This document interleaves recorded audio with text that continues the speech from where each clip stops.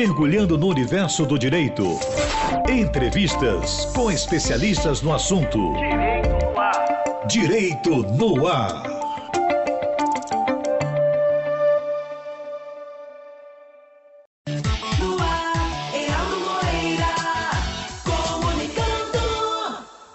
Olá, meus amigos e minhas amigas do Direito no Ar, da Rádio Timbira, em sintonia com você. Hoje, nessa tarde de 20 de outubro de 2023, aqui na gravação do nosso programa, iremos tratar do tema empreendedorismo jurídico. E, para isso, a nossa convidada é a advogada Luana Lago. Doutora Luana, muito boa tarde. A gente agradece muito pela sua disponibilidade em conversar conosco, encontrar um espaço aí nessa agenda apertadíssima. São muitas funções que a senhora exerce, além da própria advocacia. E como é a sua primeira participação no nosso programa, nesse caso, tradicionalmente, antes da gente entrar propriamente no tema da entrevista, a gente procura conhecer um pouco da pessoa do entrevistado. E aí é que eu gostaria de saber, como é que a senhora foi parar na advocacia, o porquê da advocacia, a trajetória até chegar a uma advogada de sucesso?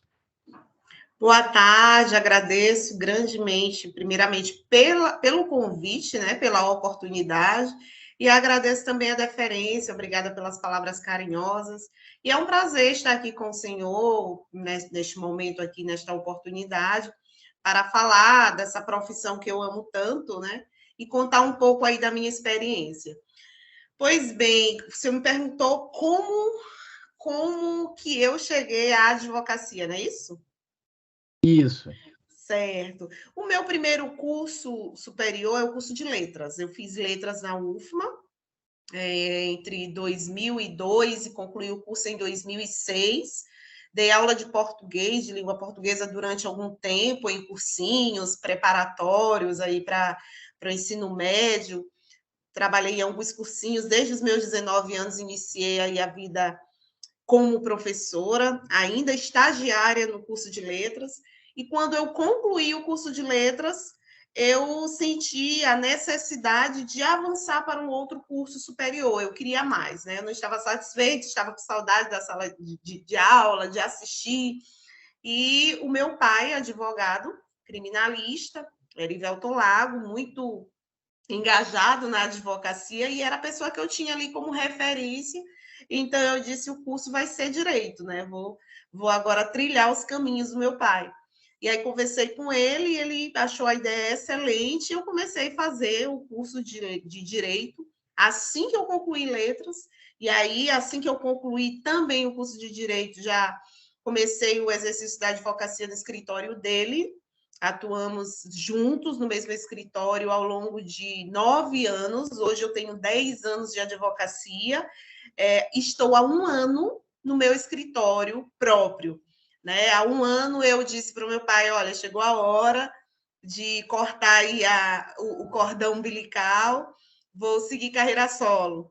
E aí vim para o meu escritório, construí o meu escritório, que hoje está aqui estabelecido no Centro Empresarial Shopping da Ilha, e há 1 ano estou aqui, né, nessa luta, claro que não sozinha, continuo fazendo muitas parcerias com ele, graças a Deus, somos...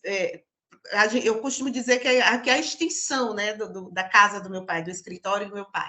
Nós continuamos trabalhando juntos e, para minha grata surpresa, eu pude dar continuidade ao que eu amava fazer no curso de letras, que era trabalhar, estudar literatura, e eu pude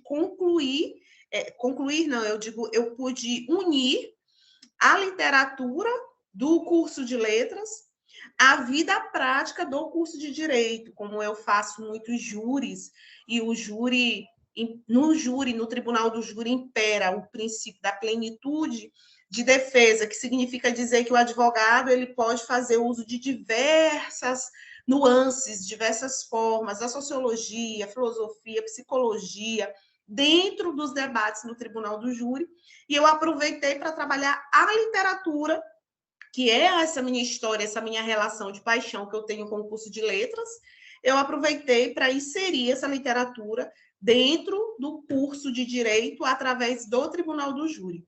E hoje eu sou uma advogada com atuação majoritária na advocacia criminal, podendo ainda fazer uso do meu curso de letras através da literatura aplicada ao direito. Então, é mais ou menos esse o resumo aí da minha trajetória acadêmica e profissional. Nossa, uma história muito linda. E, ao mesmo tempo, eu fiquei comparando aqui, as nossas histórias são muito parecidas, doutora Luana. Que Porque, veja, legal! a minha primeira graduação foi na UFMA também, em comunicação social, que é a minha grande paixão, que é com que eu trabalho até hoje. E o Sim, meu pai, que era juiz, já faleceu, infelizmente, vivia insistindo para que eu fizesse direito. E aí eu acabei fazendo direito por causa do meu pai. E hoje atuo nas duas áreas. E muito aí bom. é interessante a gente falar sobre isso. Para quem atua no direito, a literatura, o escrever bem, o falar bem, que são ferramentas da comunicação e das letras, são extremamente importantes. Então a gente se sente bem à vontade, não é isso, doutora Sem Luana? sombra de dúvida, sem sombra de dúvidas. Esses cursos, você falou aqui, comunicação, é um curso excelente, né? Eu acho que ele seria assim a base para qualquer uma outra profissão, porque a gente precisa a comunicação, o saber falar, o saber se expressar, o saber adequar a linguagem às suas diversas situações. A gente precisa disso no nosso dia a dia. E assim também é o curso de letras, ele nos prepara para qualquer um outro curso, para qualquer uma outra história, para qualquer jornada. E eu acho isso muito interessante a sua história também, e muito parecida com a minha. Realmente muito parecida, semelhante. Bom, seu pai, doutor Ivelton Lago, que a gente vai ter o privilégio de entrevistar daqui a algum tempo, é uma referência no direito criminal do Maranhão, especialmente no Tribunal do Júri. Começar ao lado dele e estar em parceria com ele até hoje deve ser um verdadeiro privilégio, não só para a filha, mas para a profissional Luana Lago. Agora, eu fiquei curioso, doutora Luana, como é que a senhora leva, porque eu nunca vi, nunca tive o privilégio de ver um júri seu, porque quando advogado eu atuo mais na área do processo civil, quase nunca no processo penal. E por isso nunca tive esse privilégio de ver um tribunal do júri onde a senhora esteja atuando. Me dê exemplos práticos, por favor, porque eu fiquei curioso de algum momento assim que durante o júri ali a senhora meteu uma citação de um grande autor da literatura ou algum fato lá Sim, da literatura. Deve ser uma coisa muito bonita. sim, com certeza. O que que nós fazemos? Como eu lhe falei, o Tribunal do Júri ele tem essa coisa da plenitude de defesa. Então, você pode fazer uso de diversos instrumentos. E um dos grandes diferenciais do Tribunal do Júri é a possibilidade de haver absolvição daquele indivíduo que está sendo julgado por clemência, que é perdão. Porque, assim, nós sabemos que o homicídio é um dos crimes mais democráticos que existem. É um crime que qualquer pessoa, infelizmente, a qualquer momento pode cometer, por diversos motivos. Existe legítima defesa, existem assim, diversas teses que fazem a justificativa, que justificam aquele fato, que justificam o homicídio. E aí, por conta disso, é que a Constituição Federal ela prevê essa possibilidade de pessoas do povo, né, que são pessoas leigas, juízes leigos, julgarem seus próprios pares, para que haja essa possibilidade de se conceder esse perdão de acordo com cada circunstância. E aí, todas as vezes em que eu trabalho em um júri, onde eu visualizo essa possibilidade de pedir a clemência, eu peço a clemência usando a literatura. Exemplo, eu posso fazer o uso de uma história que tenha tido muito sucesso e que tenha sido muito conhecida dentro da literatura e que guarde semelhanças com aquele caso específico. Existe, por exemplo, o mito da Pandora. O mito da Pandora, da caixa de Pandora, ele conta a história de que, em um determinado momento, Zeus, muito revoltado com um determinado indivíduo, que ele deu fogo à população, trouxe o fogo lá do Olimpo para a Terra, e Zeus ficou revoltadíssimo, porque ele não queria que aquele fogo fosse trazido para a Terra. Ele disse, olha, eu vou me vingar. eu vou aprontar uma com você. O que ele aprontou? Criou uma mulher muito linda, cheia de virtudes, cheia de características maravilhosas, deu a essa mulher o nome de Pandora e disse o seguinte, olha, vou te apresentar essa mulher muito linda, muito perfeita, a Pandora, e ela vai levar consigo uma caixa, que é um presente, que é uma coisa, um segredo dentro dessa caixa. Só que uma das características que ele infiltrou na Pandora foi a curiosidade. Ele fez com que a Pandora fosse uma mulher muito curiosa. E ele sabia que em algum momento isso ia prejudicar aquele rapaz que ele estava querendo castigar. E esse rapaz se encantou pela Pandora, casou com a Pandora, e o certo é que a Pandora andava com essa caixinha de um lado para o outro. Um determinado dia, ela muito curiosa, ela disse, eu vou ter que abrir essa caixa, não aguento mais. Abriu a caixa, e quando ela abre a caixa, de dentro dela sai muitas coisas ruins. Todas as coisas ruins que os Zeus queria que viessem para a Terra para castigar os homens que haviam recebido o fogo que ele não autorizou chegar aqui, vieram para dentro da caixa da Pandora. Tristeza, raiva, doença, mau humor, inveja, todos os pontos negativos. E aí aquelas coisas ruins iam saindo de dentro da caixa da Pandora e ela ia se desesperando. Aí teve um determinado momento em que ela fecha a caixa, com muito medo do que podia sair. E só ficou uma coisa guardada dentro da caixa. E essa coisa era a esperança. A única coisa boa que existia dentro da caixa ficou ali presa. Então, eu usei o mito da Pandora numa defesa de uma mulher, em que o delegado atribuía a ela tudo que não prestava. O delegado fez uma investigação muito mal conduzida e dizia o seguinte, olha, ela é responsável pelo homicídio de fulano, ela é traficante, ela é responsável pela lesão corporal causada em outra pessoa, e ele atribuía a ela muitas coisas. Então, o que eu disse? O delegado trata a minha cliente como se ela fosse a Pandora. E a Pandora chegou naquele bairro, um bairro chamado Geniparano, chegou naquele bairro com uma caixa. E dentro dessa caixa havia tudo que não prestava. Tinha o homicídio de fulano, tinha a lesão de não sei quem, tinha o tráfico. Mas excelências, e aí eu me referi aos jurados, excelências, assim como na caixa da Pandora, na caixa da dona fulana de tal, ficou guardada uma única coisa boa, que é a esperança.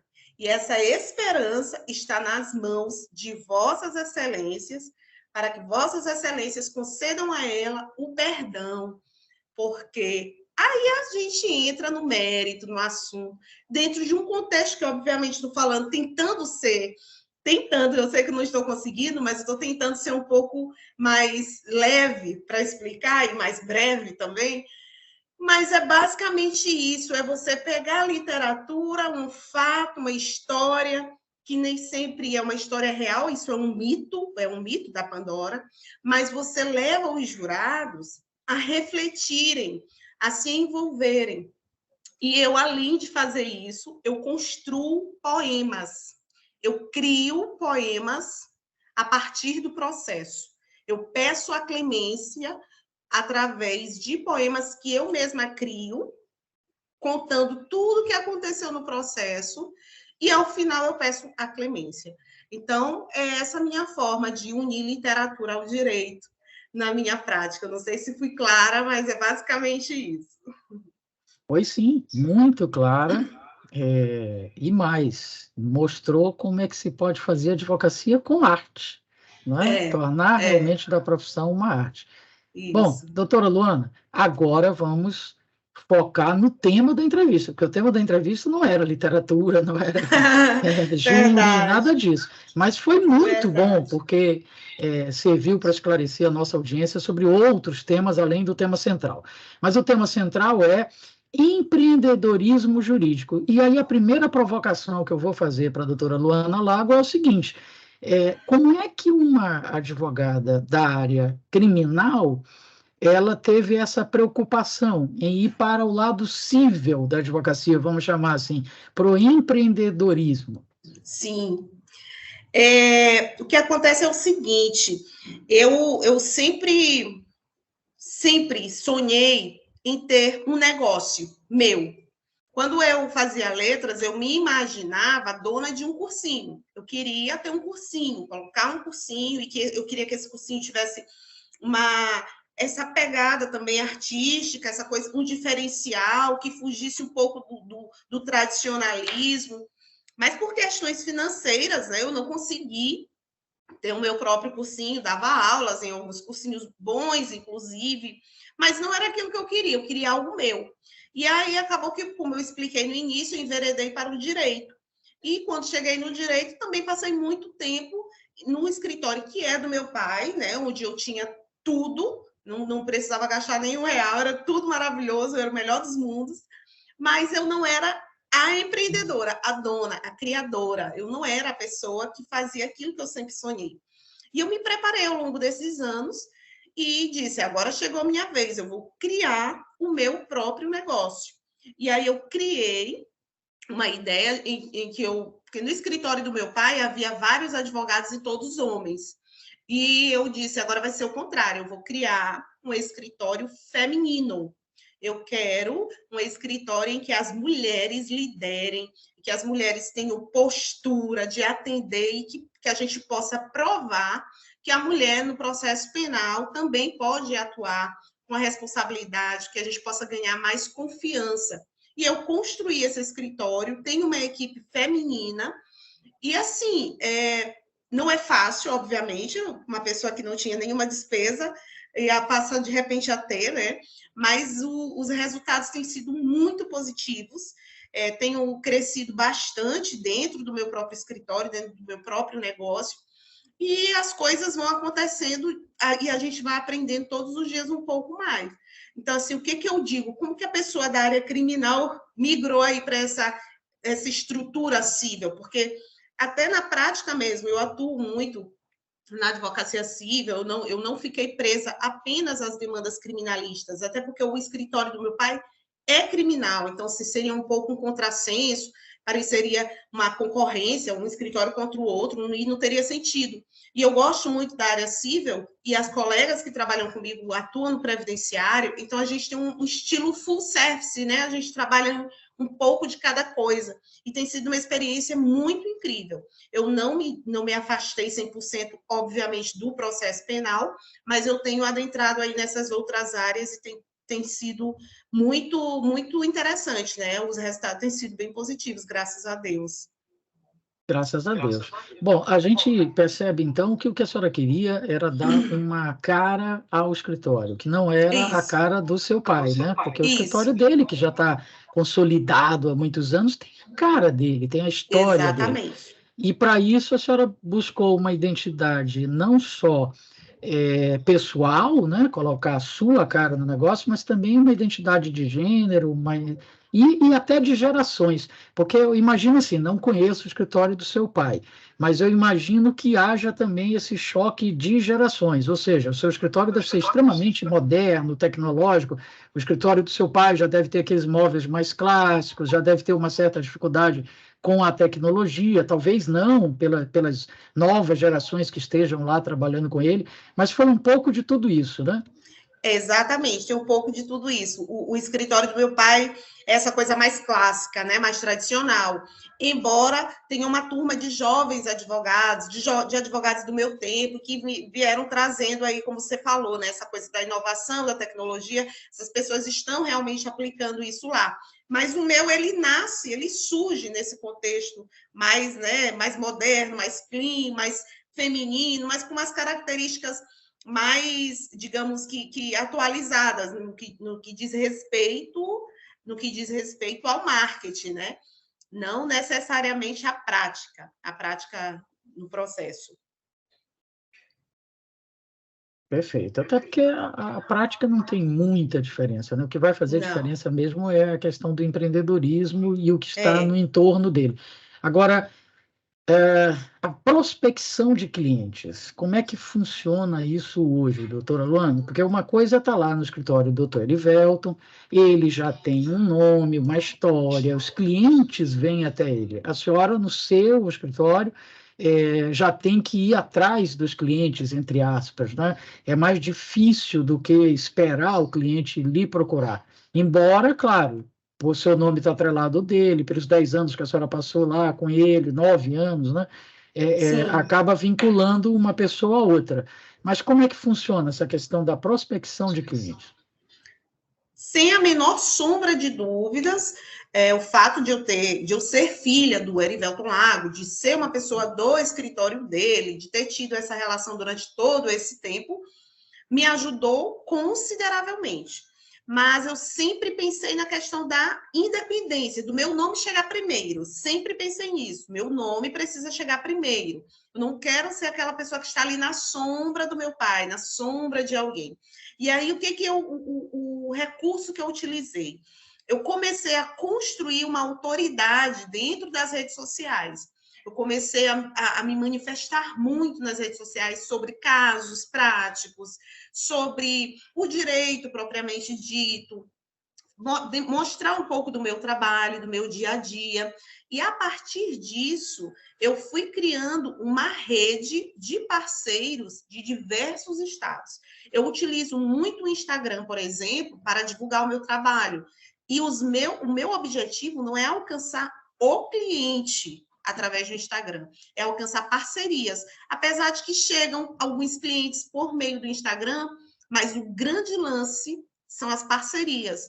Eu vejo colegas advogados que estão chegando agora na advocacia e que começam a seguir e começam a ver você se posicionar, ver a forma que você fala, ver o seu trabalho e começam a ter nas suas dificuldades, tirar dúvida com você, chamar você para uma parceria, pedir para você analisar um processo e tudo isso demanda despesas, obviamente. A gente não fica, o colega está com uma dúvida, doutora, tira essa dúvida aqui. Não, ali vai rolar uma parceria, vai acontecer alguma coisa. Então, eu tenho tido, graças a Deus, muitas parcerias com advogados de fora do nosso estado. Eu tenho parcerias no Piauí, eu tenho parceria na Bahia, em Pernambuco. Tudo isso através das redes sociais. Então, é importante criar uma autoridade dentro da rede social e, obviamente, com muita responsabilidade, né? Não é sair gravando aí qualquer coisa, fingindo que sabe de um assunto que você não domina. Você tem que gravar assuntos que você realmente domina, que você... Isso o senhor sabe muito bem, né? Essa questão da comunicação, você sabe muito melhor do que eu. A gente não vai se manifestar falando coisas superficiais, supérfluas, e não correr o risco de ter, inclusive, o efeito contrário. Mas, assim, o que eu considero como uma grande forma de fazer essa captação de causas é esse apoio que eu tenho dentro das redes sociais, construindo essa minha autoridade, que, obviamente, ainda está muito no início. Eu não sou uma pessoa cheia de seguidores, eu não sou uma blogueira jurídica, eu não sou alguém famosa, mas eu tenho tido muitas parcerias dentro desse meu pequeno mundinho ali que eu tenho. Maravilha. Estamos conversando com a doutora Luana Lago sobre a questão do empreendedorismo jurídico. E ela já deu aí para você que está nos acompanhando agora, que pretende entrar no mundo jurídico e pretende abrir o seu escritório, o seu negócio nessa área. A primeira dica foi redes sociais. É muito importante você trabalhar, lidar, usar, colocar a cara nas redes sociais. Agora, uma pergunta aqui, uma dúvida pessoal mesmo, doutora Luana. As redes sociais, pelo que a senhora acabou de dizer, a senhora usa muito para o lado profissional. Como é que fica essa questão? Porque, de repente, a senhora quer postar também uma coisa pessoal. Hoje aqui eu estou viajando, estou aqui em tal lugar, estou aqui jantando em tal lugar. Mistura essas duas coisas ou tem uma rede só profissional, uma outra só pessoal? O que é que a senhora considera o melhor? Eu acho muito interessante essa sua pergunta, porque isso é algo que eu trago comigo desde sempre. As pessoas dizem para mim, inclusive família mesmo, sempre fala, Luana, faz um perfil profissional, porque assim, o meu perfil ele não é profissional, mas eu posto muitas coisas do meu trabalho. O que eu quero dizer com isso? Como ele não é um perfil profissional, eu me sinto à vontade de postar minha família, uma praia, uma viagem, né, amigos. Eu me sinto à vontade para isso porque ele não é um perfil profissional. E para mim, eu acho que isso é muito pessoal. Cada pessoa varia muito de acordo com o que cada pessoa pensa. Mas para mim, Luana, a rede exclusivamente profissional ela corre o risco de se tornar, de perder um pouco, eu diria que o interesse das pessoas por aquela página. Porque as pessoas gostam muito de acompanhar a sua vida. E a sua vida não é exclusivamente profissional. Eu não sou Luana, advogada, tribuna do júri 24 horas por dia. Eu tenho final de semana, eu tenho vida, eu tenho filhos. E as pessoas gostam disso, de interagir, de conversar. E eu gosto disso também, mas isso é uma característica minha. Nem todo mundo gosta, né, de expor suas coisas pessoais.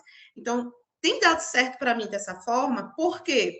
Porque eu posto muito o meu trabalho, mas eu também falo um pouco do meu dia a dia, porque, afinal de contas, eu acho que ali também tem que ter um pouco de leveza, tem que ter um pouco de assuntos, né, que fogem tanto dessa coisa do profissional. Mas, óbvio, que as páginas profissionais, elas são interessantes. Se você tiver um perfil de que não gosta muito de expor e quer expor somente o seu trabalho, claro que é muito interessante. Só tem que tomar o cuidado de não fazer postagens muito objetivas e repetitivas.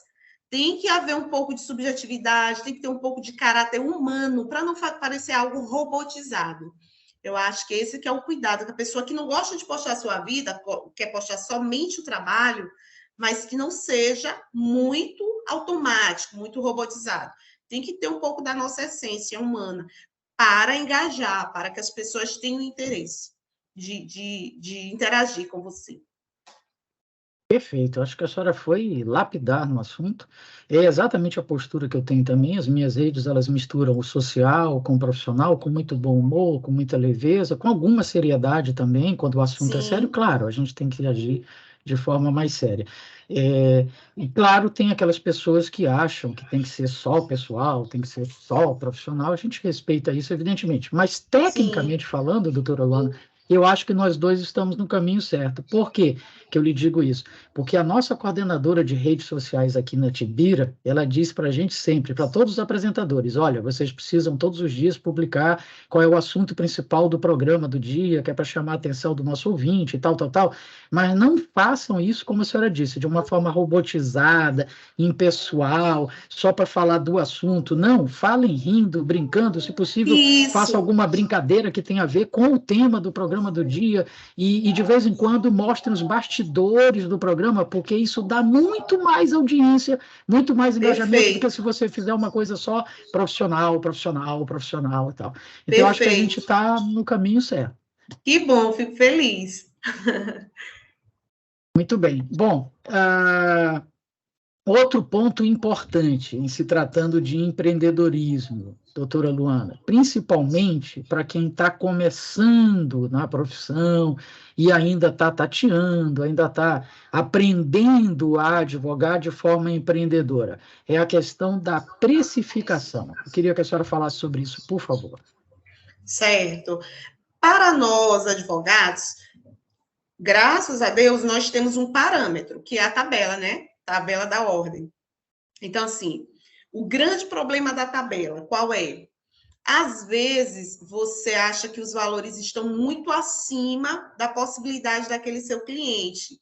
E você tem medo, principalmente o jovem advogado, tem medo de colocar o valor abaixo da tabela e ter algum problema com relação ao AB mesmo, seus colegas, o que é que os colegas vão dizer.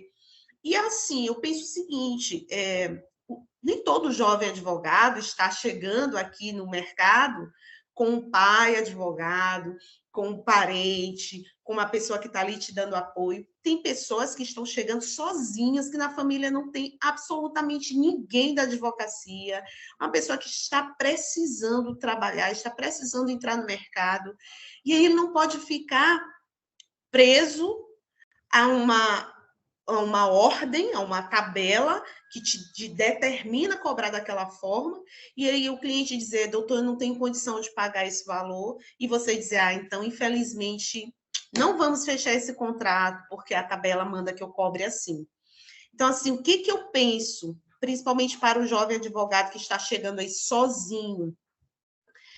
Analise cada cliente, analise cada caso, a complexidade da demanda, é importantíssimo você analisar isso, a complexidade, e verifique se existe a possibilidade de você reduzir um pouco. Só claro que você não vai, tem que ter cuidado com o aviltamento, né? Não vai evitar cobrar coisas irrisórias e absurdas, mas veja a possibilidade de reduzir um pouco daquilo que está ali na tabela, veja a possibilidade de parcelar, não esquecer de forma alguma do contrato.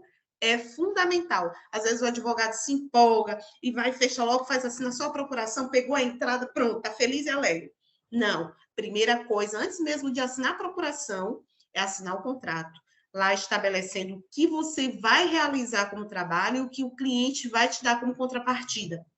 Muito cuidado com isso, não esquecer do contrato e usar o parâmetro da tabela, sem ficar desesperado, com medo de não fechar a causa se não for de acordo com o que está na tabela. Analise o seu cliente, analise o caso, a complexidade da demanda e faça as adaptações necessárias, de acordo com cada caso. É o que eu sugiro para o colega que está chegando agora na advocacia. Perfeito. Está aí mais uma dica da doutora Luana Lago, que está conversando conosco hoje aqui no Direito no Ar sobre empreendedorismo jurídico. Além da questão do uso das redes sociais, a celebração do contrato, onde fica tudo muito claro entre o cliente e o advogado, as obrigações de cada um deles, o preço, usando a tabela da Ordem dos Advogados do Brasil, a tabela de honorários mínimos, até para evitar uma eventual denúncia de concorrência desleal, enfim, problemas éticos, Isso. mas facilitando a vida do cliente, um parcelamento, enfim. Bom, doutora Luana, outro aspecto que certamente a senhora vai comentar, porque é muito importante, nós até já falamos superficialmente sobre ele mais cedo. O uso das ferramentas tecnológicas hoje no escritório de advocacia. Sim. Assim, o grande calcanhar de Aquiles na advocacia, que eu considero o prazo. O maior desespero, o maior medo, o maior nervosismo que o advogado pode passar é perder um prazo para um recurso, perder um prazo importantíssimo para resolver alguma coisa que é a vida do seu cliente. Imagine, por exemplo, na área criminal, o seu cliente é condenado injustamente a uma pena de 30 anos e você tem 5 dias para uma apelação criminal e deixar transcorrer esse prazo sem interpor o recurso. É desesperador. Desesperador. Então, assim, um dos grandes cuidados que nós precisamos ter é com essa questão de prazo. E, às vezes, a agendinha da gente, ela não funciona. Às vezes, nossa mente, tal dia, não vou esquecer, tal dia, não funciona. Então, aí entra a importância dos recursos tecnológicos, de você contratar. Às vezes, até tem nas próprias plataformas, existem algumas plataformas como o Trello, por exemplo, que é um recurso muito bom e que você consegue, sem custo nenhum, você consegue muitas coisas com o Trello. Faz um curso baratinho, às vezes até gratuito na rede social, sobre como utilizar, tem muitos vídeos no YouTube sobre como utilizar o Trello. Se você não tem condição, obviamente, de contratar uma empresa de gerenciamento de prazo, gerenciamento do seu financeiro, né? São umas complexidades maiores para o jovem advogado. É óbvio que é mais difícil contratar, mas tem ferramentas baratas, e aqui eu sugiro, inclusive, é que nós utilizamos aqui no meu escritório, é o Trello. Você consegue controlar muita coisa com o Trello. Ajuda bastante. Se você não sabe o que é, nunca ouviu falar, pode consultar. O YouTube tem vários vídeos explicando sobre como utilizar. Ele é prático, fácil e ajuda bastante. Esse é um exemplo que eu estou dando para a jovem advocacia. Agora, obviamente, existem vários outros recursos tecnológicos que você pode utilizar no seu dia a dia. Aqui eu estou falando com relação ao controle de prazo. Mas se for para falar, por exemplo, sobre processo propriamente dito, eu vou falar de uma defesa no tribunal do júri, é uma defesa complexa, é um cliente que tem condições, você pode contratar uma equipe para montar, por exemplo, uma restituição, esqueci a palavra, desculpa. Ai, fugiu completamente, mas assim, para você, tem como cortar depois, né? Para conseguir contratar uma empresa para conseguir fazer a reconstituição daquele crime, demonstrar através de bonequinhos, de imagens, né? Isso é um recurso que mostra para os jurados como foi toda a dinâmica do crime. É muito bom também, faz a tecnologia, ela está hoje em todas as áreas para você trabalhar no seu dia a dia no processo. Então, o que eu tenho aqui como sugestão para gestão de escritório são esses recursos, como, por exemplo, o Trello, e para processo mesmo, para defesa criminal, para fazer reconstituição de crimes, você pode contratar empresas também que preparam materiais excelentes, tecnológicos, que você pode utilizar no seu dia a dia, no Tribunal do Júri, por exemplo, e outros tipos de processos. Interessante. Eu, por não atuar na área do processo penal, como eu já lhe disse, eu nem imaginava que a gente já tivesse aqui esses serviços, essas terceirizações aí. Poxa, que legal, muito bom. Bom, inteligência artificial. A gente não pode falar de tecnologia no empreendedorismo jurídico sem falar na ferramenta da moda que é a inteligência artificial. Como é que a senhora tem encarado essa ferramenta, doutora Luana? Eu vou confessar, do fundo da minha alma, que eu até hoje não acessei absolutamente nada relacionado a isso. Até as próprias fotos, imagens, que o pessoal teve uma febre na rede social, o pessoal começou a utilizar a inteligência artificial e tal. Nem isso eu tive ainda assim, a curiosidade de fazer. Mas eu sei que futuramente não tem para onde correr, eu vou precisar realmente me inteirar mais sobre o assunto. Esse, por exemplo, o site GPT, né? O chat GPT, GPT, que o pessoal tem usado muito. Um dia desse, uma colega mandou para mim no WhatsApp o contato, tem escrito assim, chat GPT. Aí eu disse, oxe, o que é isso aqui? Ela falou, você pode fazer qualquer pergunta para ela, é como se fosse uma amiga sua, adiciona seus contatos na sua agenda, faz a pergunta que você quiser que ela te responde. E aí eu pego umas bobagens, né? E aí ela vinha com as respostas tipo Alexia, né? Que dá umas respostinhas. E aí eu disse, meu Deus do céu, daqui a pouco o pessoal não vai mais nem contratar advogado para fazer consultoria. Um dia desse chegou uma cliente aqui, eu comecei a explicar umas coisas para ela, ela disse, eu até vi isso no GPT. Aí eu, meu Deus do céu, daqui a pouco a gente realmente não vai ter mais como cobrar consultoria, não. O pessoal está fazendo aí já de forma gratuita. Mas é claro que a gente precisa ter muito cuidado com essas informações ainda estamos muito no início, mas futuramente, né, eu vejo pontos positivos e negativos. Eu tenho medo, mas eu sei que também são ferramentas que é impossível para isso, é impossível. A nossa evolução vai nos levar a dias cada vez mais tecnológicos, né? Essa é a realidade. Agora, eu, Luana, ainda não tenho muita intimidade com a inteligência artificial.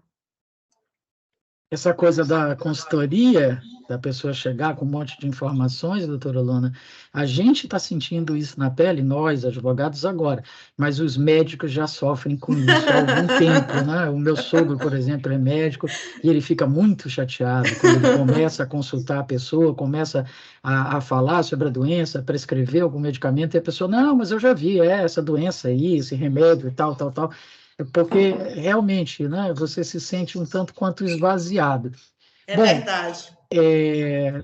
Eu costumo dizer, doutora Luana Lago, para os meus alunos, especialmente os alunos de Teoria Geral do Processo, que é uma das disciplinas que eu leciono, e as 3 coisas mais importantes do processo, muito além até de ter razão, e eu dou alguns exemplos práticos disso, às vezes você tem razão, você sabe que tem razão, mas quem vai decidir não é você, é o juiz.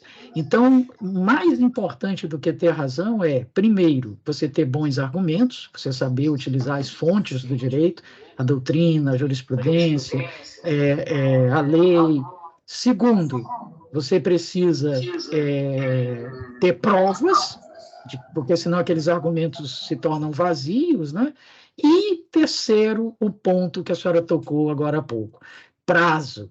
Prazo é a terceira coisa mais importante do processo, talvez seja a mais importante de todas, porque eu posso ter razão, eu posso ter excelentes argumentos, eu posso ter todas as provas, mas se eu não apresento isso dentro do prazo, isso tudo Já vai era. pelo ralo. Não é? Verdade. Então, eu queria que a senhora reforçasse isso, especialmente sobre a seguinte ótica. Prazo. O Código de Processo Civil foi atualizado em 2015. Os prazos deixaram de ser contados em dias corridos, passaram a ser em dias úteis. A apelação do processo civil tem um prazo de 15 dias, e úteis agora, e a apelação no processo penal, 5 dias e corridos. A senhora imagina, doutora Luana, que já passou da hora da gente atualizar também o Código de Processo Penal? Sem a menor sombra de dúvida. Sem dúvidas, porque, assim, principalmente por se tratar de questão de liberdade, que é o bem mais valioso que nós temos depois da vida, né? Nós precisamos de vida, precisamos de liberdade, precisamos de saúde, que também considero muitíssimo importante. Mas veja bem, dentro do processo penal, você ter 2 dias, por exemplo, para um embargo de declaração, por exemplo, não quer saber se é dia útil, se não é, e é um desespero você perder um prazo como esse. Põe em risco a liberdade do seu cliente e, dependendo do cliente, põe em risco a sua, né? A sua integridade física, e põe em risco a sua vida como advogada. Eu costumo brincar com isso demais aqui no escritório. Graças a Deus, eu nunca passei por nenhum perrengue ao longo dos meus 10 anos. Meu pai sempre me orientou sobre essa questão de prazo. Por exemplo, o prazo vai ser dia 10, eu digo aqui, eu anoto, eu registro como se fosse dia 8, e eu coloco na minha cabeça que é 8, e no dia 8 eu já estou desesperada, só que eu ainda tenho 2 dias, né? Mas eu faço de conta que não existem esses 2 dias, exatamente para evitar correr esse risco. Mas é necessário, sim, que haja essa atualização, assim como o processo civil, que isso melhorou muito nossa vida dentro do processo civil. Eu considero importantíssima essa questão dos dias serem contados os dias úteis, né? E eu acho que dentro do processo penal é mais do que urgente que haja essa reforma também, além de muitas outras. O nosso Código de Processo Penal, ele está extremamente cheio parece uma coxa de retalhos, né? Vem uma alteraçãozinha aqui, outra ali, precisa ser feita uma reforma intensa, profunda, para que a gente realmente possa falar em concretização de direitos, né? Porque, infelizmente, ainda existem aí muitas marcas negativas e que a gente precisa superar para evitar injustiças no nosso país. Perfeito, e a senhora ainda abordou num ponto importantíssimo que a gente normalmente não fala, que é essa diferença brutal entre o processo civil e o processo penal. No processo penal está em risco a liberdade do indivíduo, no processo civil quase sempre está em risco o patrimônio. O patrimônio você tem como recuperar, se o Estado errar ele indeniza proporcionalmente ao que tirou, mas liberdade não tem como, né? Então, deveria ter atualizado o Código de Processo Penal primeiro até do que o Código de Processo Civil, é verdade. Muito bem colocado pela senhora. Bom, doutora Luana Lago, dicas para o jovem advogado. Porque, assim, eu tenho a impressão que a senhora viveu esse drama. Eu acho que todo mundo passa por isso, né? O momento ali da colação de grau. Na hora que a gente bota a mão ali naquele canudo simbólico, né? Parece que vem uma mensagem na cabeça de todo mundo que eu pergunto viveu essa experiência. E agora? Eu não sei nada, porque até então a gente só teve praticamente a teoria. E a experiência, a prática, o dia a dia, como é que eu vou sobreviver nessa selva cada vez mais disputada, com menos espaço? Que dicas a senhora daria para o jovem advogado, além dessa que a senhora já deu, muito importante, que é bom a gente frisar, reforçar? Nunca deixe o prazo para o último dia, sempre tente fazer antes, porque pode dar 1000 problemas. Você pode adoecer, você pode ter uma emergência familiar, o sistema pode sair do ar e você não conseguir provar isso, enfim. Você ficar sem internet. Ficar sem internet, bem lembrado, sem energia elétrica, né? E aí nada funciona. Então, além dessa dica, que por si só já foi muito importante, que outras dicas a senhora daria para o jovem advogado? O senhor falou aqui uma coisa importante, você falou do pegar o canudo e dizer, meu Deus, e agora? Porque enquanto você está ali estudando, você está se preparando, né? Tá todo mundo ali, vai se formar, vai se formar. Aí chegou o dia da formatura.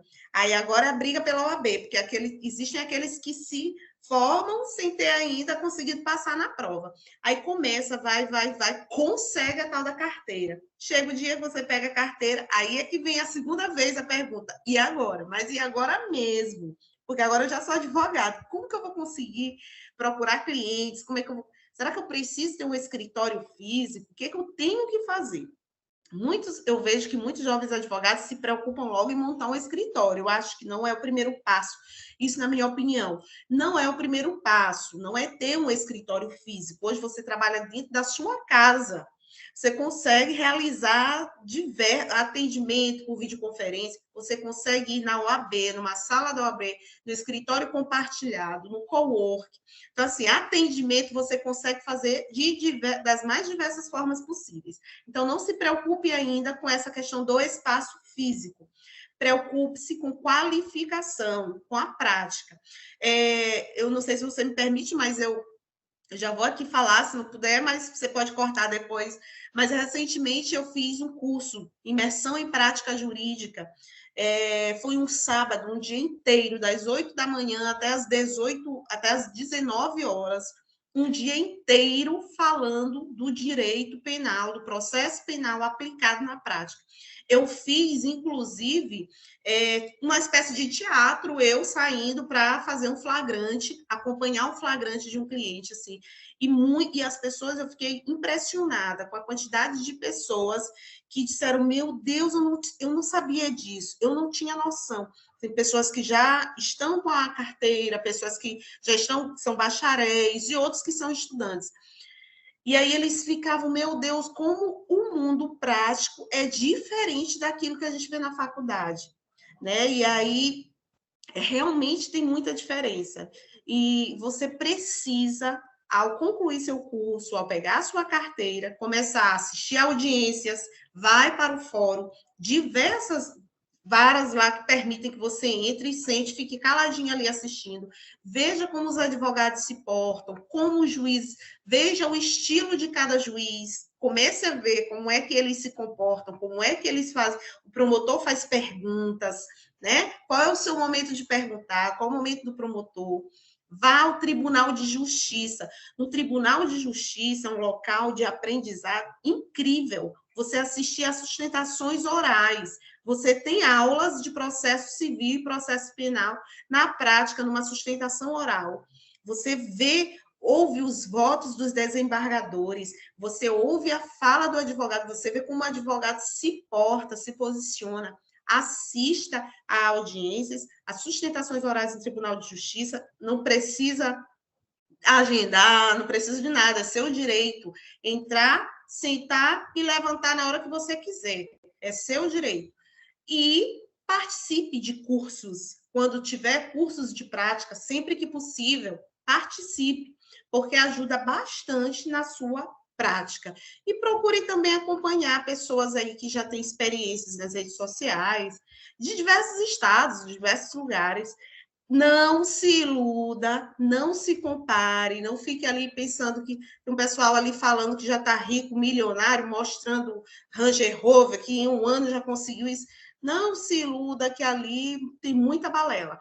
Preocupe-se mais com o advogado que te ensina a prática do que com o advogado que te ensina a ficar rico, porque essa história de ficar rico na advocacia de um dia para o outro é ilusão. Maravilha, grandes dicas da doutora Luana Lago, especialmente para você que está começando na carreira jurídica, mas talvez a mais importante de todas que ela deu, atentem para isso, é a questão da qualificação. Que, aliás, cabe até uma pergunta em cima disso, né, doutora Luana?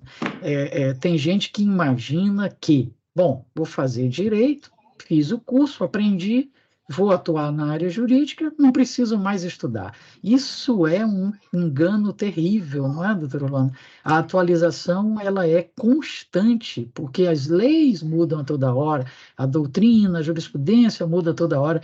Se você não se qualificar permanentemente, em algum momento você vai ficar para trás, não é isso? Sem a menor sombra de dúvida. Sem a menor sombra de dúvida. A gente precisa se atualizar, estudar todos os dias. Recentemente, nós temos, no início do processo penal, quando o acusado ele é citado para se defender nos autos, ele apresenta uma resposta à acusação. E, antigamente, resposta à acusação era chamada de defesa prévia. Isso antes da reforma de 2008. E eu vejo advogados ainda hoje, em pleno 2023, chamar uma resposta à acusação de defesa prévia, apresentar uma defesa prévia. E, assim, isso é um grande sinal de que aquele profissional não está se atualizando. E não está mesmo, porque já faz tempo a reforma. Então, assim, são expressões, são jurisprudências antigas que não se aplicam mais, né? E aí todos os dias tem novidade. Todos os dias sem novidade. Acompanhar, por exemplo, o site do STF, do STJ, é importantíssimo. Dá uma olhadinha, às vezes está no seu celular, olhando Instagram, WhatsApp, aproveita e abre a página do STF rapidinho, 10 minutinhos que você passa lá, você já vê que muita coisa mudou. Então, essa coisa do estudo, da atualização, não esqueça de comprar seus livrinhos, compre livro, leia livro, dedique-se mesmo ao direito, porque a gente não tem como se destacar se a gente não estudar, se não estiver em permanente atualização. É impossível. Maravilha. Bom, doutora Luana, uma pergunta final e logo depois dela a senhora pode até fazer as suas considerações finais. A senhora diria, em rápidas palavras, que ainda vale a pena empreender na área jurídica? Sem sombra de dúvida. Na verdade, a gente precisa empreender.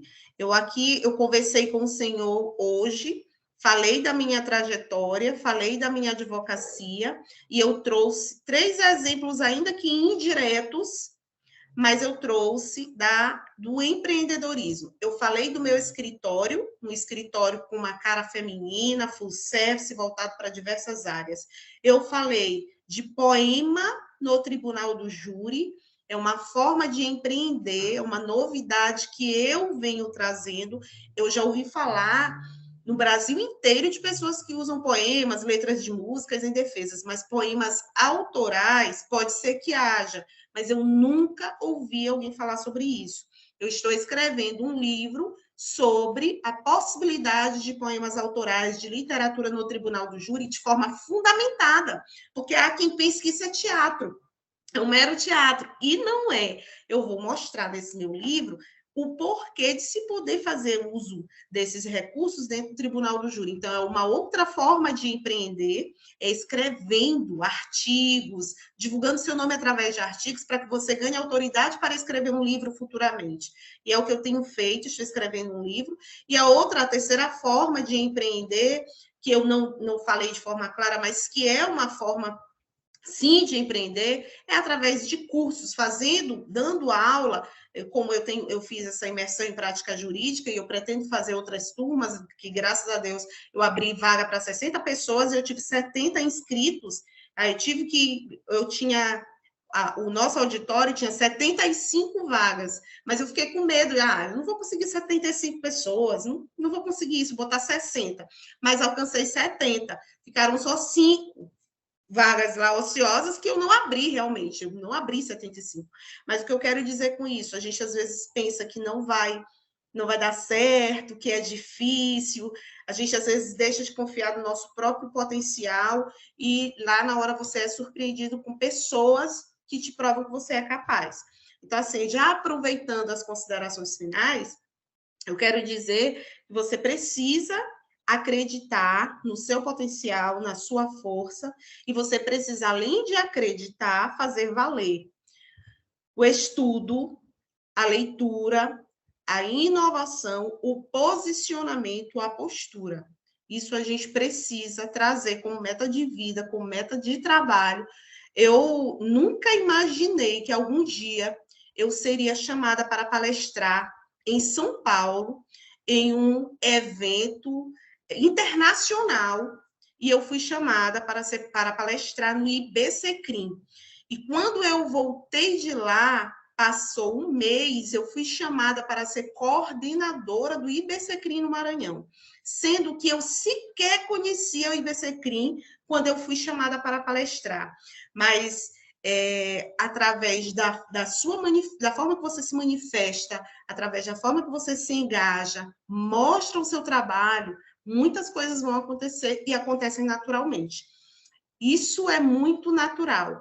Existe uma frase que diz que para vivermos o propósito, precisamos suportar o processo. E é o que eu tenho feito ao longo de toda a minha vida, suportando o processo e aos poucos vivendo o propósito. Eu sou muito grata a Deus pelas minhas conquistas. Eu sei que eu ainda sou uma jovem, eu ainda me considero uma jovem advogada, apesar de que depois dos 5 anos a gente não é mais jovem advogado, mas eu ainda me considero, apesar de ter 10 anos. E sei que tem uma trajetória muito grande aí pela frente, e eu vou continuar trilhando, porque eu acredito no meu potencial. E só é possível alcançar se a gente acreditar e fazer a nossa parte para que a gente alcance. Maravilha, fechou de forma poética e não podia ser diferente. A doutora Luana Lago. Conversamos com ela sobre empreendedorismo jurídico aqui no seu Direito no Ar. Então, mais uma vez, a gente agradece a doutora Luana. Então, é isso. Um forte abraço a todas e a todos e até a semana que vem com o seu Direito no Ar.